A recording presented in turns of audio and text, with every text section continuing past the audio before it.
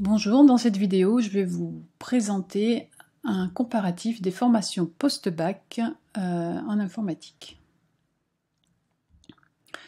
Donc voici la liste de nos vidéos que vous pouvez trouver sur notre chaîne YouTube ici.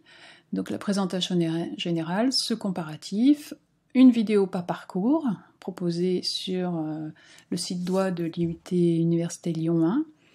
Comment candidater et quelles sont les poursuites d'études ou intégration sur le marché du travail à l'issue du but. Alors nous allons comparer notre but effectué en IUT à la licence Math Info qui est disponible à l'université et au BTS SEO en lycée. Ce sont des informations générales, pas propres à l'université Lyon 1. Donc on compare ces différentes formations post-bac avec différents critères. Le premier critère qui nous permet de comparer ces formations, c'est la localisation et s'il y a de l'alternance.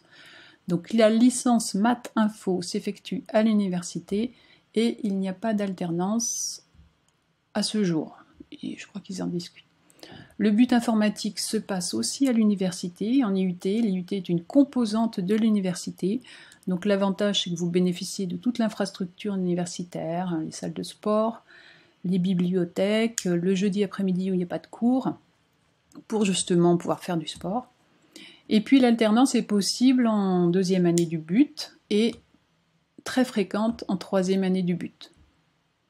En BTS SEO, la localisation de ces formations est dans les lycées et certaines écoles privées, je pense. L'alternance est très fréquente. Il y a souvent 6 mois en tronc commun et après des formations spécifiques en alternance. Au niveau de l'admission, en licence Math Info, c'est ouvert à tout type de bac. Il n'y a pas de sélection officielle, mais selon les universités, il y a un semestre de remise à niveau quand on pense que c'est nécessaire pour que l'étudiant puisse réussir sa licence. Ou alors, il y a une première année qui est proposée en 2 ans. En but info, c'est une sélection des dossiers sur Parcoursup et on doit prendre, on a des quotas fixés par le rectorat, pardon, à chaque fois je dis préfecture, avec 50% de bacs généraux et 50% de bacs technologiques. En BTS SEO, c'est la même chose, une sélection sur Parcoursup et ils ont aussi un quota à respecter, mais qui concerne plus les bacs techno, les bacs pro et les bacs généraux. Donc ils prennent, il y a un peu moins de place que chez nous en bac général. Au niveau des programmes, en licence Math Info, ça dépend des années. En première année, il y a 40% d'informatique, 40% de maths, puisque c'est une licence Math Info, et 20% de matières transversales. C'est-à-dire qu'en licence, c'est tout le fonctionnement universitaire. On vous donne des possibilités de faire des passerelles vers d'autres licences dès la fin de la première année, la deuxième année par exemple. En L2, vous avez 60% de matières en informatique et 20% de matières en maths. Et en L3, c'est 80% de matière informatique plus un stage. Il y a de nombreux amphithéâtres, les cours se font beaucoup en amphithéâtre et donc avec un travail personnel relativement important. Le volume horaire de 1600 heures sur les 3 années de la licence Math Info.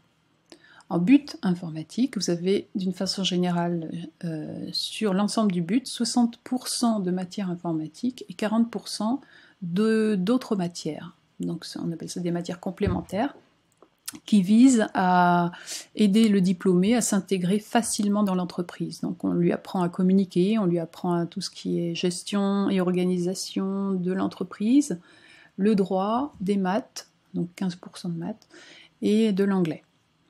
On travaille beaucoup en projet, parce que c'est là qu'on apprend beaucoup, et ça représente 2000 heures en 3 ans, avec en plus de l'alternance et des stages.